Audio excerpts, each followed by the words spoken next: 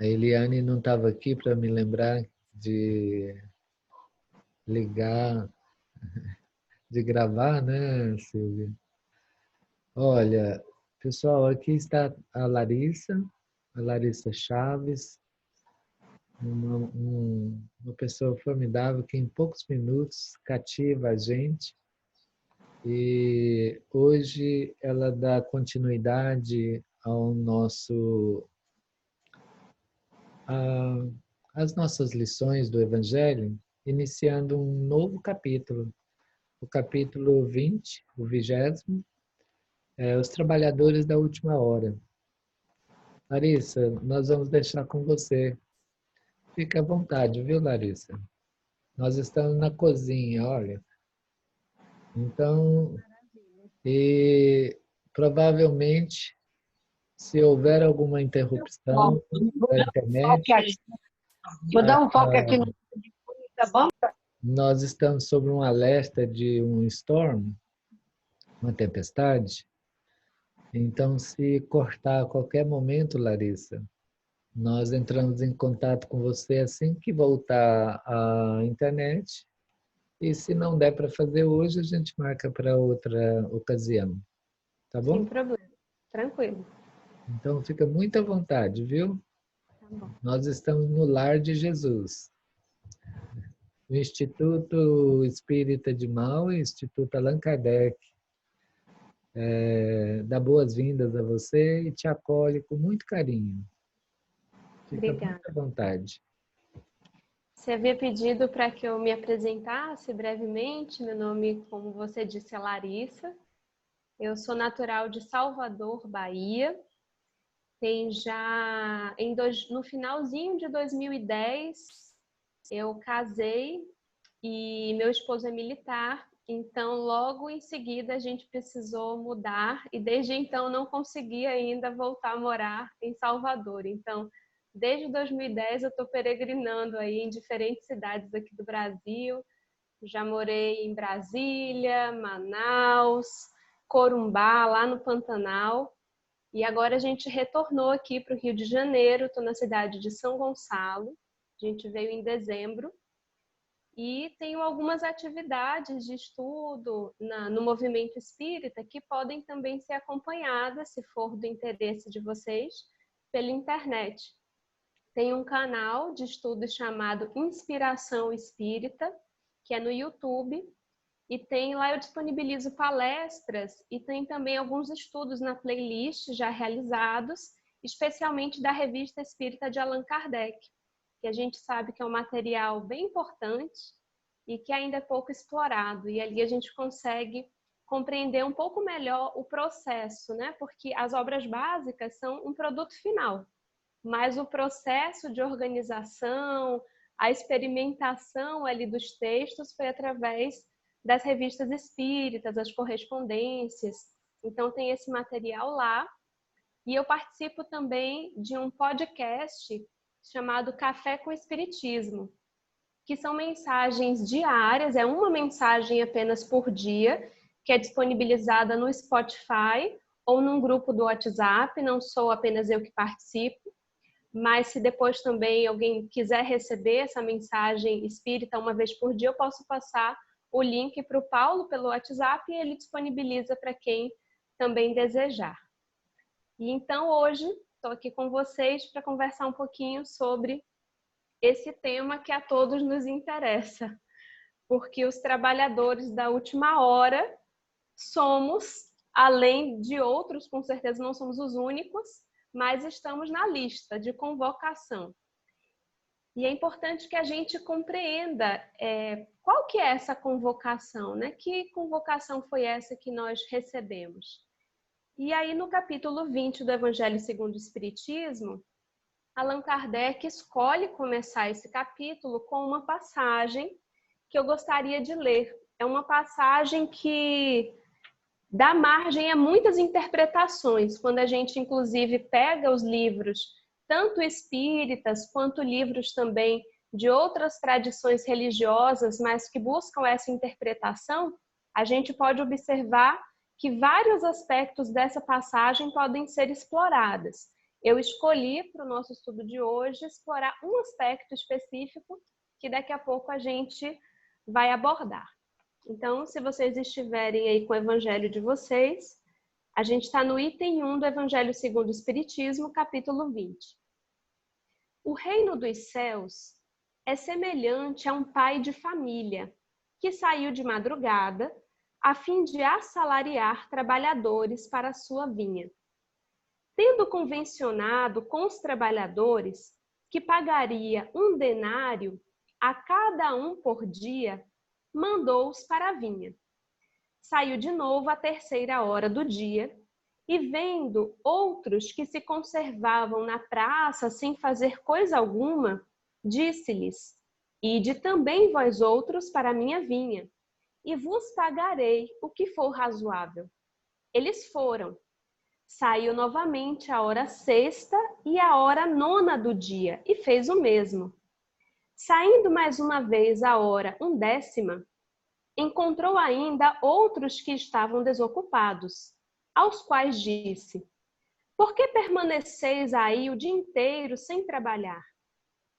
Disseram eles, que ninguém nos assalariou. Ele então lhes disse: Ide vós também para a minha vinha.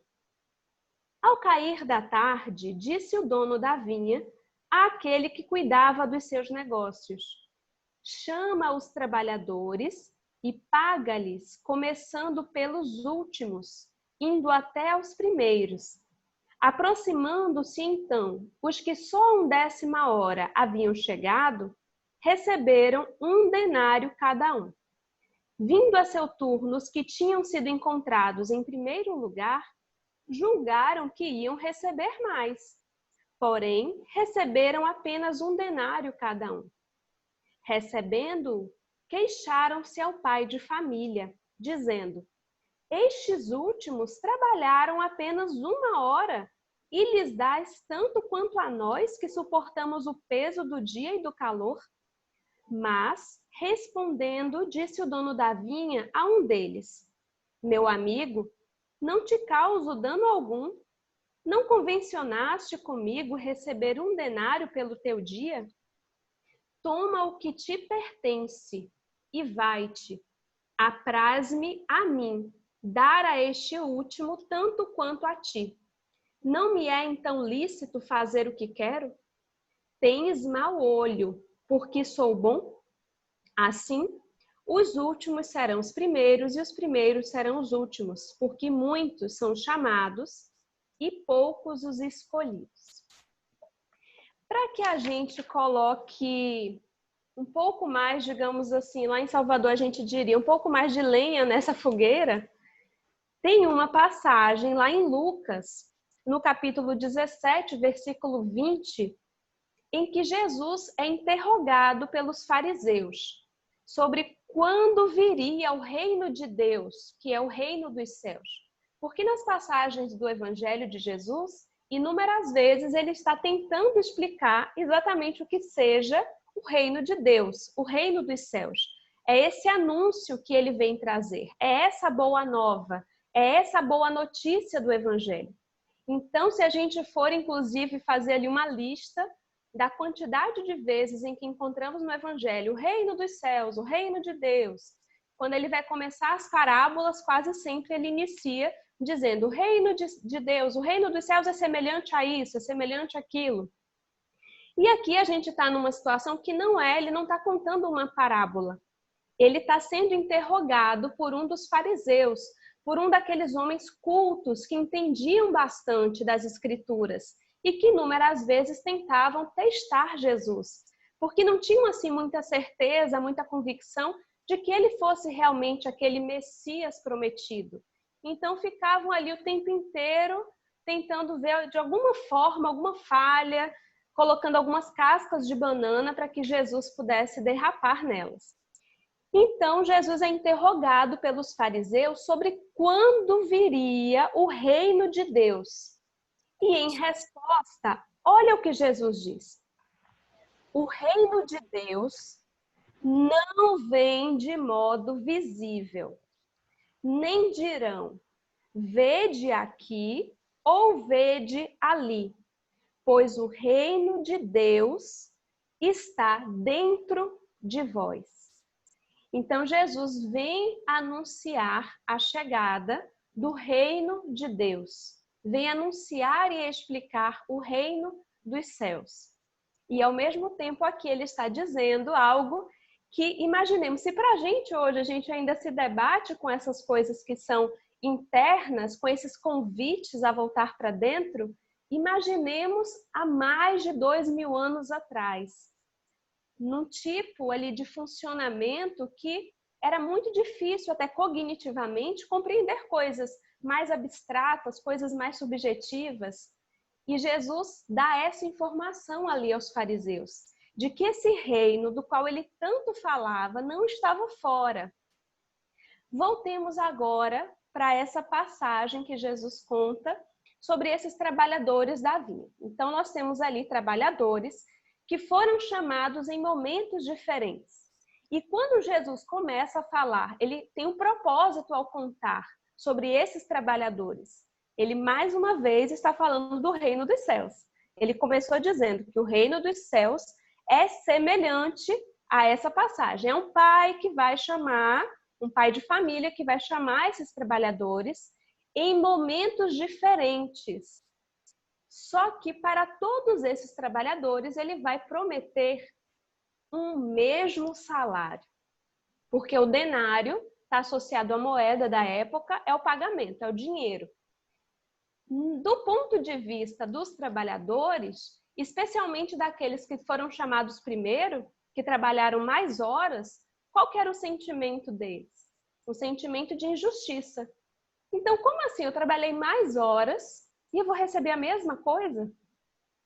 Agora imaginemos, pegando o gancho dessa passagem de Lucas, quando Jesus nos disse que o reino de Deus, o reino dos céus, não está fora, não vem com aparências exteriores, mas está dentro de nós.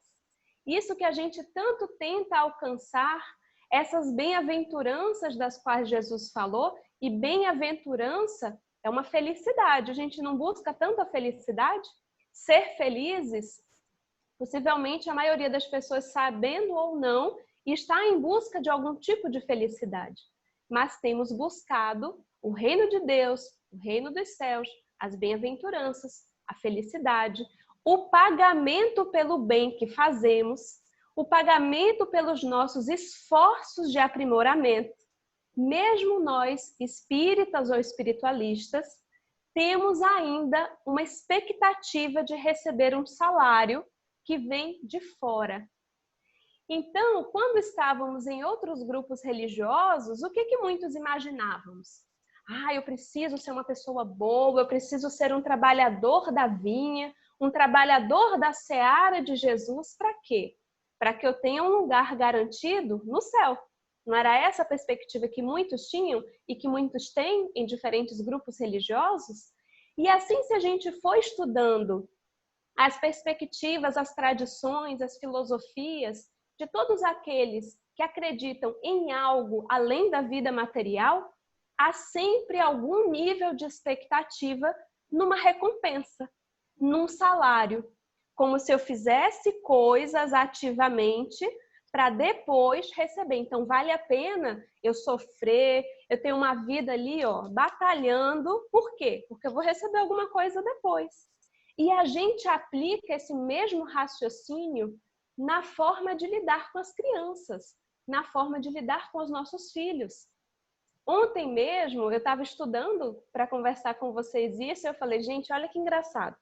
Eu passei a semana inteira, eu estava produzindo um material do meu trabalho, um material socioemocional para uma escola, e aí eu estava já no prazo de entregar esse material, eu passei a semana inteira indo dormir 2 horas da manhã para poder produzir esse material.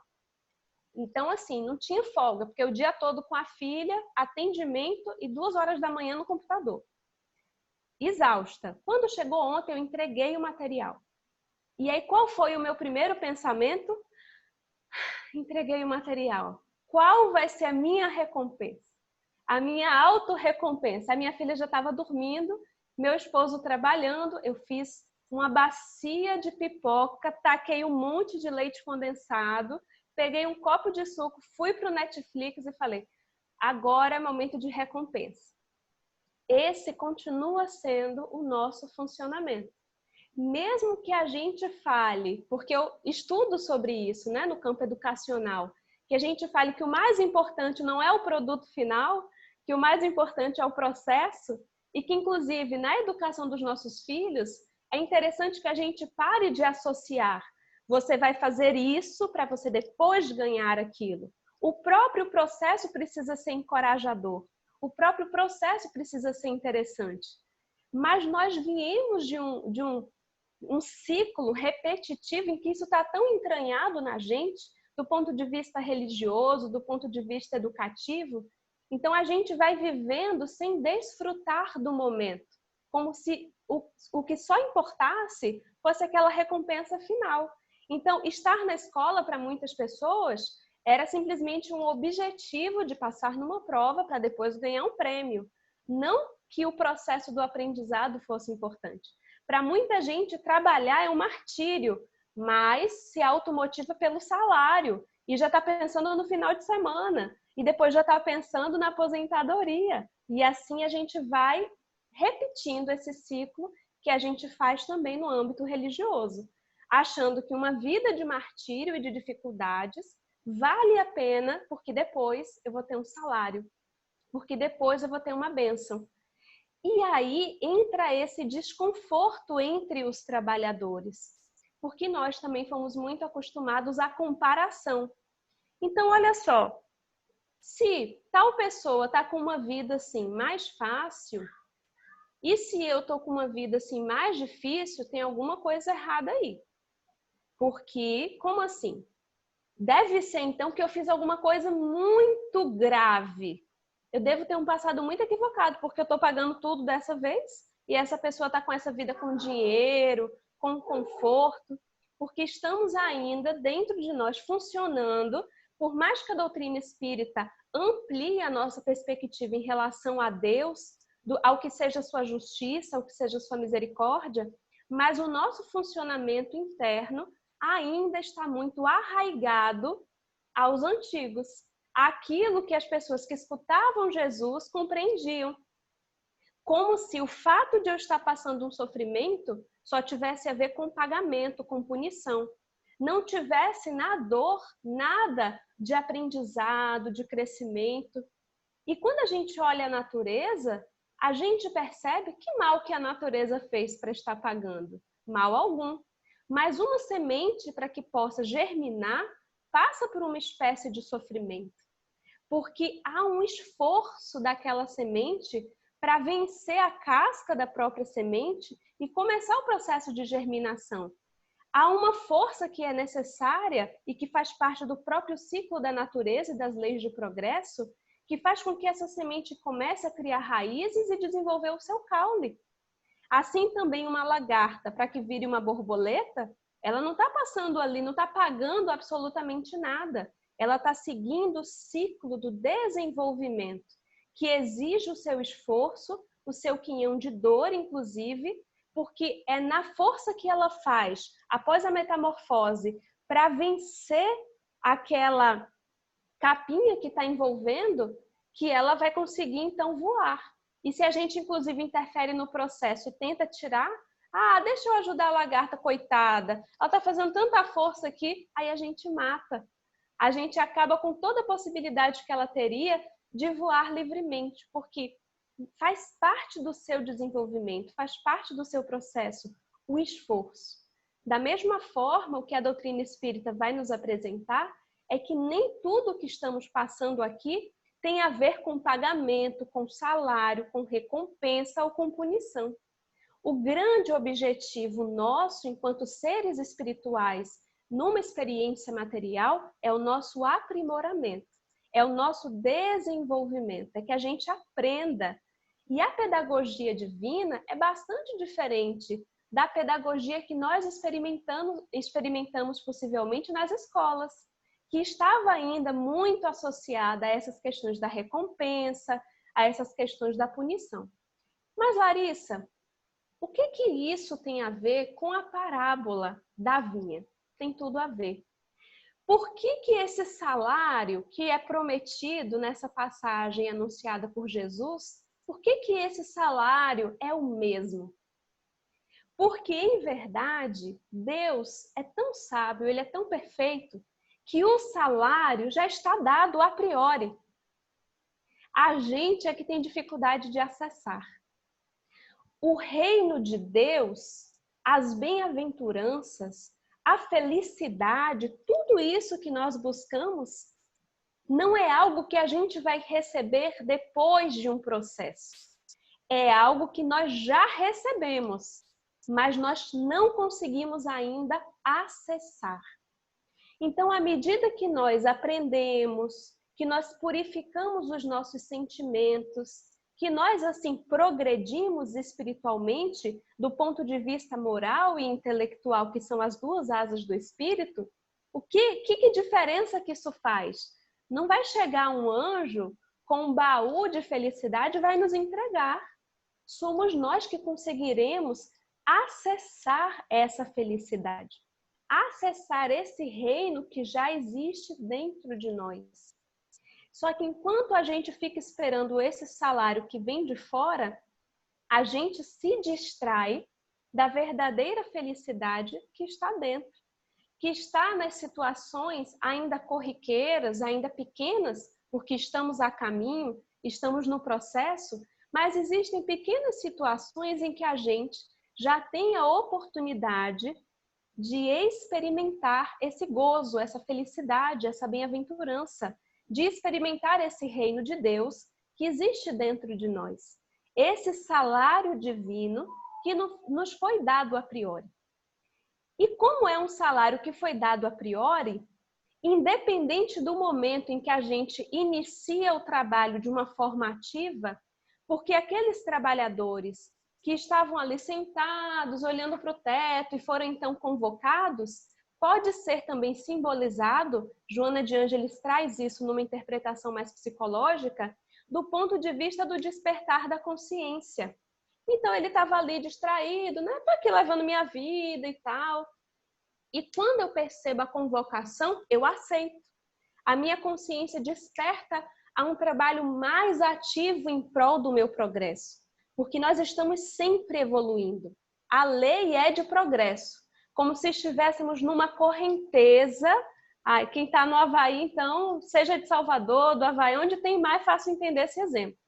Imaginemos que a gente está numa correnteza. E essa correnteza é a correnteza do progresso. É a correnteza das leis divinas. A correnteza, ela está agindo. Eu posso boiar, surfar, a favor, contra. No meu caso, que não sei surfar, fica um pouco complicado.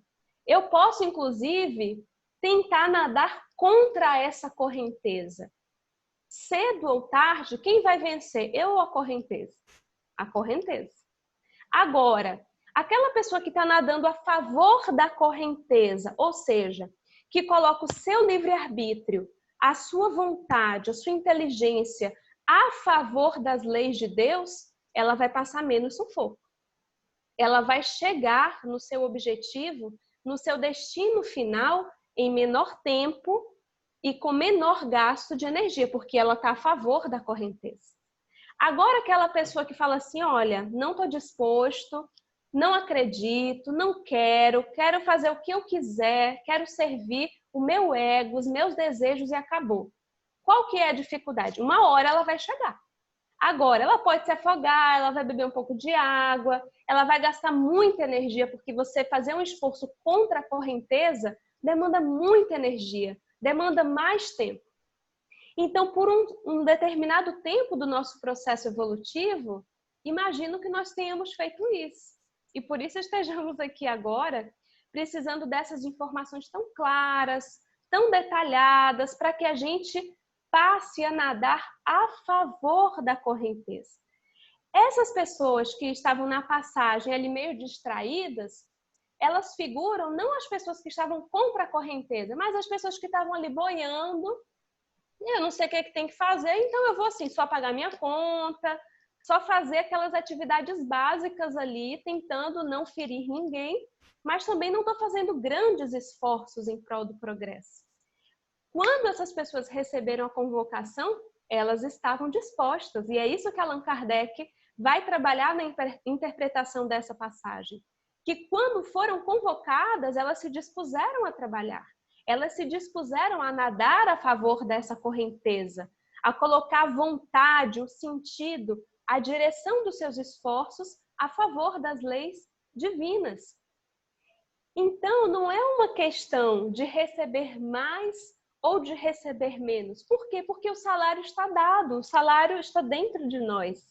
A questão é, quanto mais cedo eu me dispuser a fazer esses esforços, a colocar o meu livre-arbítrio a favor da lei de Deus, a dizer, como nos disse Maria de Nazaré, quando da visita do anjo Gabriel, faça-se na serva, na escrava, a vontade do Senhor, eu vou ganhar tempo. Então, mais cedo eu terei condições de receber aquilo que me é de direito, porque sou filha de Deus, como todos os outros que estejam nadando contra a correnteza, que estejam trabalhando, que não estejam trabalhando. Imaginemos se Jesus, o governador espiritual do nosso planeta, o nosso mestre, modelo e guia, fosse se queixar com Deus, como estavam aqui na passagem os trabalhadores. Ah, não, como assim?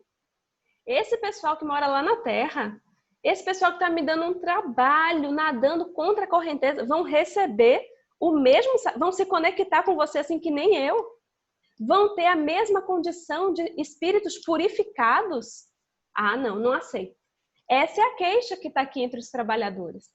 Porque quem somos nós? Somos aqueles que no processo evolutivo despertamos agora. Começamos agora a estar atentos ao que estamos fazendo aqui. A compreender que estar aqui na Terra não é simplesmente um parque de diversões, que temos objetivos existenciais, que não somos seres materiais, que fomos criados apenas para procriar, para se alimentar, para dormir e acordar, mas que temos objetivos de aprendizado e de crescimento. Então, a grande importância que eu queria conversar um pouco com vocês nessa manhã aí, tarde aqui, é que estejamos atentos se, enquanto trabalhadores da última hora, estamos realmente conscientes do sentido que precisamos imprimir à nossa caminhada, aos nossos trabalhos, para que acima dos nossos desejos, do nosso personalismo, do excesso de nós mesmos, consigamos realmente colocar o objetivo central do trabalho, que é a vontade de Deus. E aí um outro trecho que eu queria ler para vocês que casa com isso, antes da gente abrir para conversar, está no livro Paulo Estevão, logo na introdução. Esse livro é a psicografia de Chico Xavier, e Emmanuel vai contar ali bastidores espirituais do cristianismo primitivo, e na introdução ele nos diz assim: certo é que o inolvidável Tecelão, se referindo a Paulo já convertido, trazia o seu ministério divino. Mas quem estará no mundo sem o ministério de Deus? Muita gente dirá que desconhece a própria tarefa, que é insciente a tal respeito. Mas nós, isso é Emmanuel dizendo, mas nós poderemos responder que além da ignorância, há desatenção e muito capricho pernicioso. Os mais exigentes advertirão que Paulo recebeu um apelo direto, mas, na verdade, todos os homens menos rudes têm a sua convocação pessoal ao serviço do Cristo. Eu vou repetir, porque essa é a principal parte. Todos os homens menos rudes têm a sua convocação pessoal no serviço do Cristo. As formas podem variar, mas a essência ao apelo é sempre a mesma. O convite ao ministério chega, às vezes de maneira sutil, inesperadamente.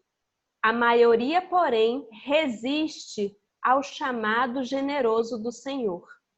Ora, Jesus não é um mestre de violências.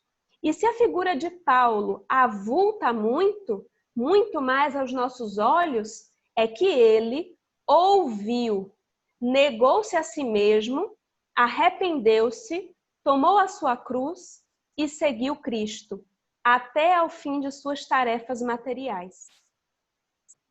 Então, com essa fala de Emmanuel, eu queria finalizar essa primeira parte das reflexões sobre os trabalhadores da última hora, deixando essa frase dele tão forte, de que todos nós, quem são esses menos rudes? São aqueles que já têm um mínimo de despertar da consciência para a sua essência espiritual, para o que viemos realizar aqui. Se a gente está nesse momento conectado, apesar das distâncias geográficas, é porque já não estamos num grupo dos mais rudes, pelo menos entre os menos rudes, nós já estamos. Algum nível de consciência sobre a nossa existência, sobre quem somos, sobre o que viemos fazer, nós já temos. Falta que a gente agora realmente aceite essa convocação de formas variadas. Cada um é que precisa buscar realmente qual é a sua tarefa no lar, no trabalho, porque todo lugar é templo onde poderemos adorar a Deus. E todo lugar também é oficina onde poderemos trabalhar a favor das benesses divinas. Mas a gente precisa fazer isso realmente de forma consciente e colocando não os nossos desejos, porque ainda somos egoístas, vaidosos, orgulhosos, ainda estamos com muitas imperfeições e isso nos confunde. Então é importante que a gente coloque de forma consciente a vontade de Deus acima da nossa. Obrigada a todos e aí a gente abre agora para perguntas, comentários. Muito bom, Larissa. Muito obrigado, viu? Muito enriquecedor mesmo a sua lembrança, a sua colocação, a sua exposição.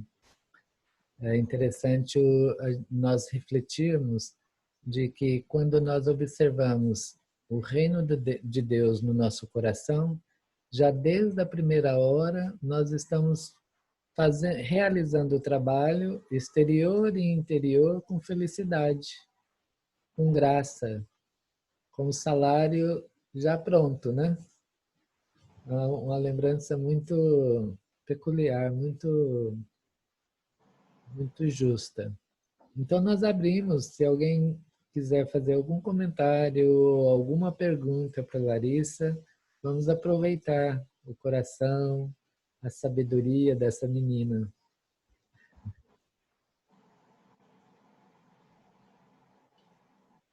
Fiquem à vontade.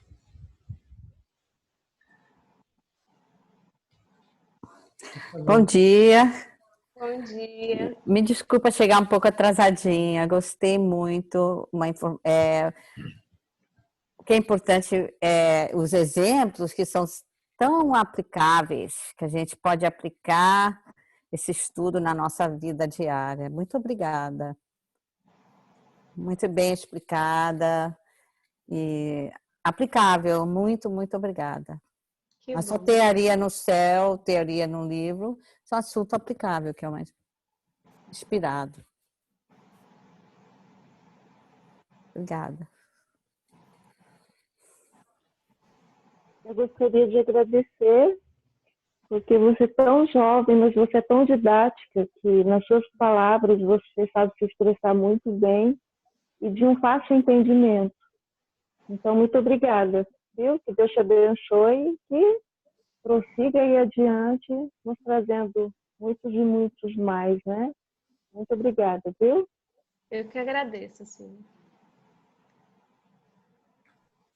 Larissa, gostaria de agradecer também e falar que, como todos falaram, foi muito clara a sua mensagem, não deixou dúvidas, porque você foi muito transparente, muito direta, sua mensagem foi muito bem passada e gostei muito da gente perceber a parte da recompensa que a gente ainda, né, tem isso dentro da gente, de querer sempre buscar o resultado final, a premiação, né, depois do esforço e não aproveitar cada momento, né? Do dia a dia. Muito, muito bem passada e muito bem lembrada para eu passar para o meu filhote. Aí, Larissa, o pessoal de Salvador, Clara de Salvador, Ai, que delícia. Ana, a Ivanilda, a Tia Dida. Eu tenho uma lembrança, Larissa, que talvez possa figurar,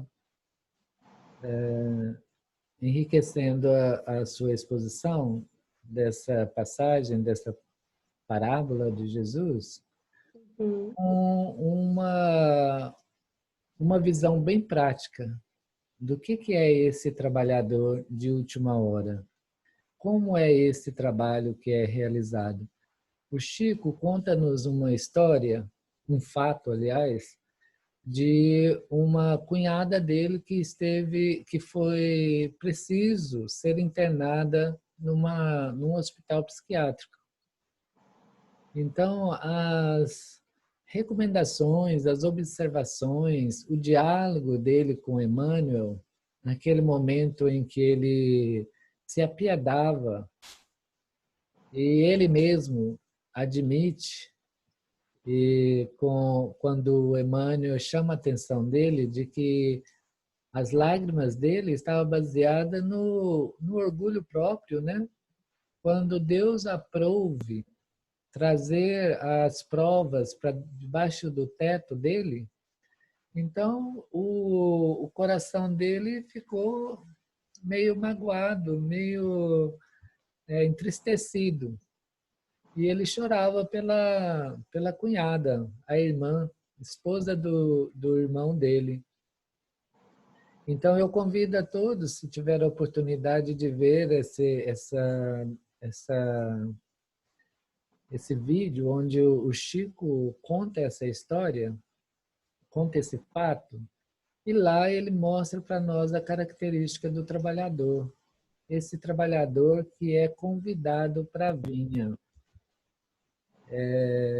Nós imaginamos assim que o trabalho é só na filosofia, ou na religião, ou na casa espírita, ou lá fora, né?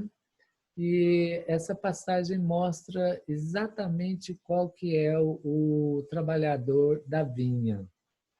Qual é o trabalho que a vinha requer.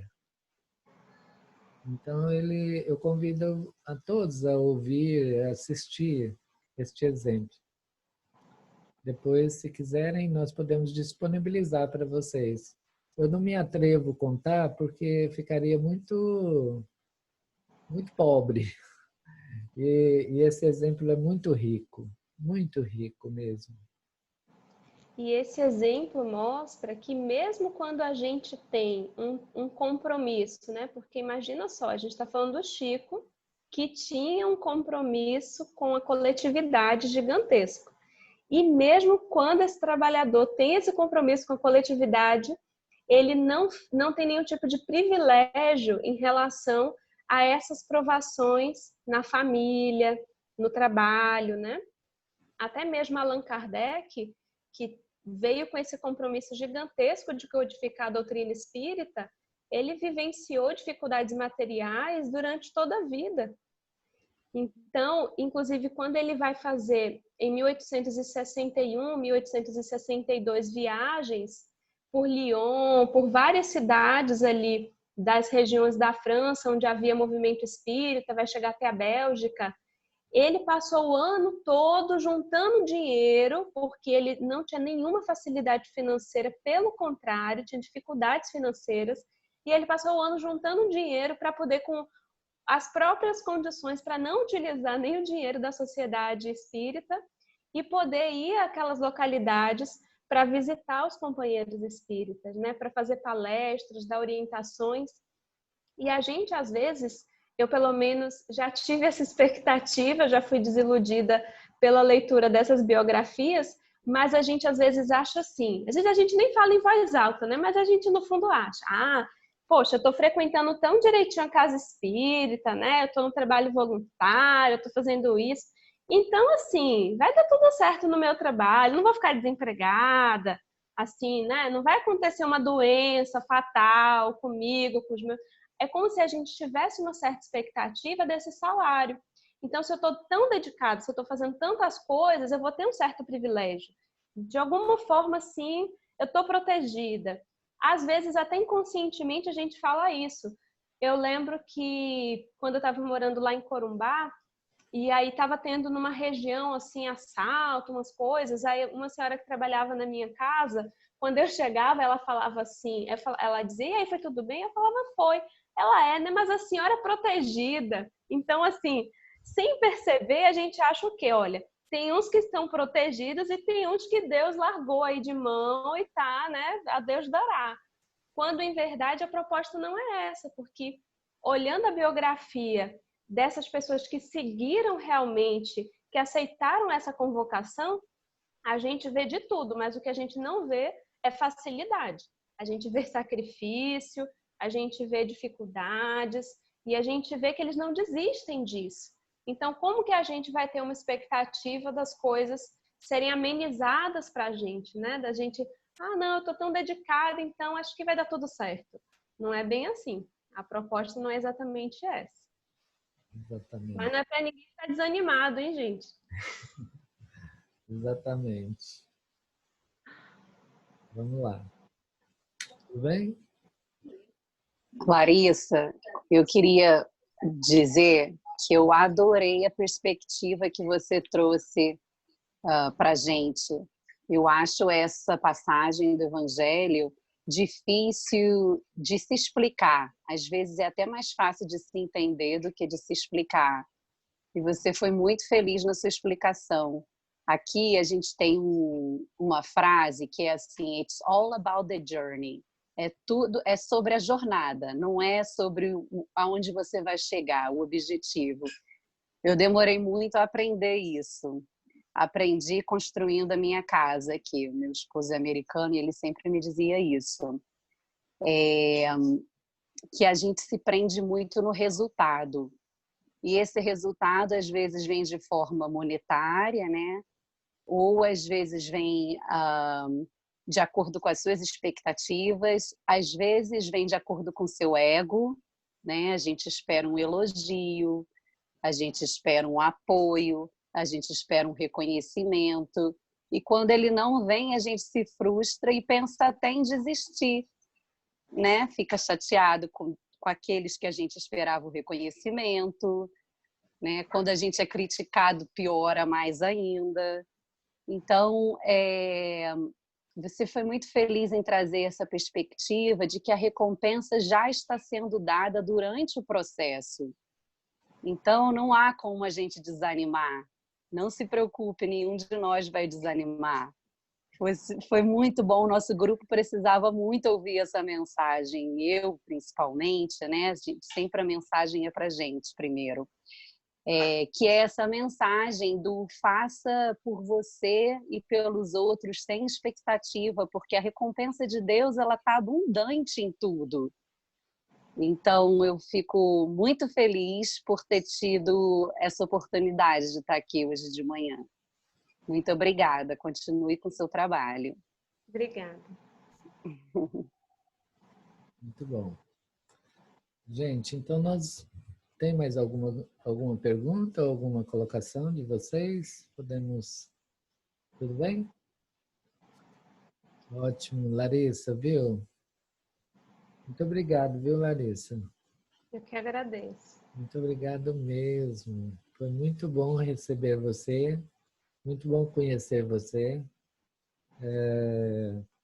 Nós agradecemos novamente a sua família, o seu esposo, a sua filhinha, por permitir que você, por disponibilizar esse tempo aqui conosco e trazer esses esclarecimentos tão profundos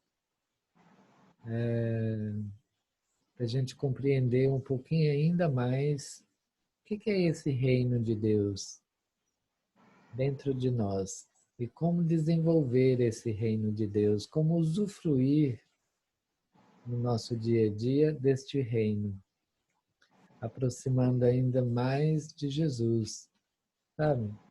Do coração, da meiguice e da proposta real do trabalho que ele nos oferece, no progresso de todos nós, através do seu evangelho, dos seus ensinos, das suas orientações para a nossa vida.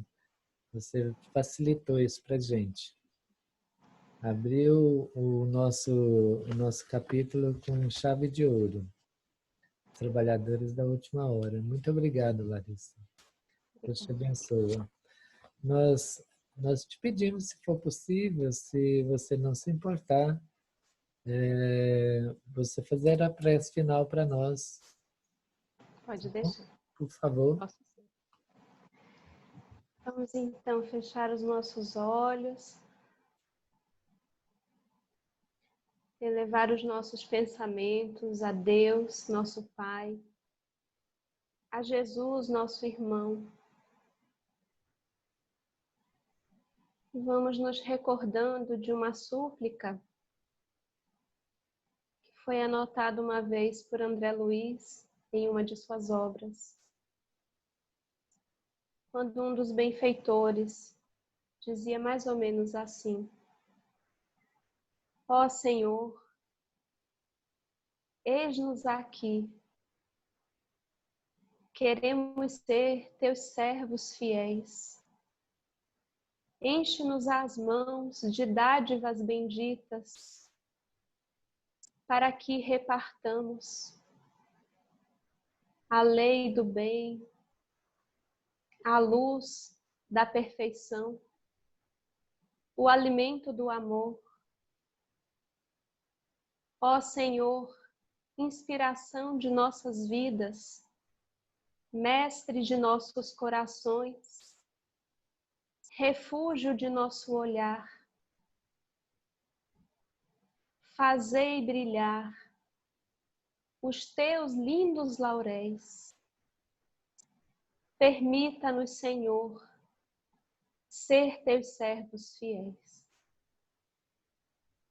Que possamos aceitar essa convocação permanente a contribuir com as nossas pequenas tarefas na divina obra da fraternidade e do amor. Abençoa cada um dos nossos lares com esperança, com vitalidade, com o desejo permanente de avançar, de confiar mais,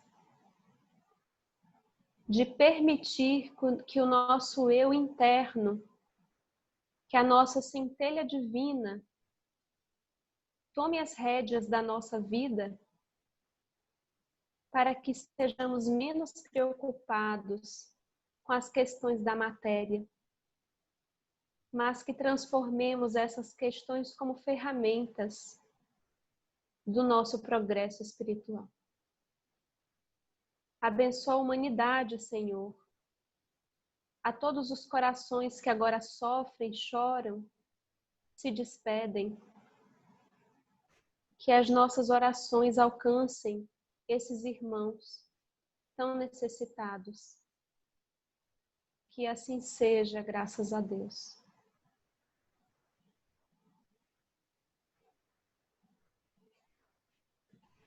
Assim seja. Muito obrigado, viu, minha irmã? Obrigada. Deus te abençoe. Muito obrigado mesmo. Deus te ilumine o seu propósito de trabalho. E o Instituto Espírita Allan Kardec de Maui, abre os braços, abre o coração e recebe você, qualquer momento que você desejar. Nós vamos, com certeza, no futuro próximo, se você permitir, convidá-la novamente para vir visitar a gente, tá bom? Com certeza, a gente convida. Muito obrigado, nós agradecemos a todos, a participação de todos. Ô, Paulo. Sim, Silvia. Deixa eu só pedir um favor para a Larissa, para ela me falar sobre o site que você disse que faz um grupo de estudos sobre a revista. Eu, na verdade, tenho um canal no YouTube que tem no YouTube. usando os vídeos. São vídeos assim de 10, 12 minutos. Chama Inspiração Espírita. Ok. Tá, muito obrigada, viu? Tá ótimo. Larissa, depois você disponibiliza para nós, que aí nós dividimos com o pessoal Pode deixar. a página do Instituto, tá bom? Tá A ótimo. gente divulga seu trabalho, e o movimento espírita no qual você está participando. Tá certo.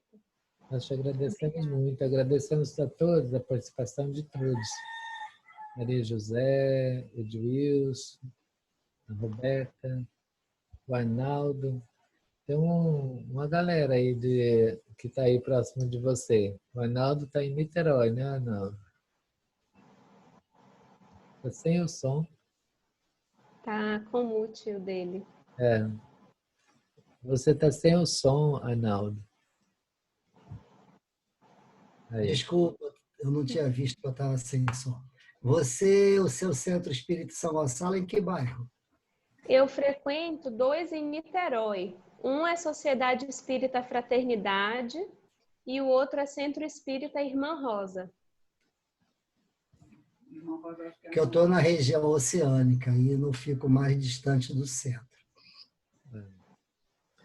Muito boa a sua explanação, fiquei feliz.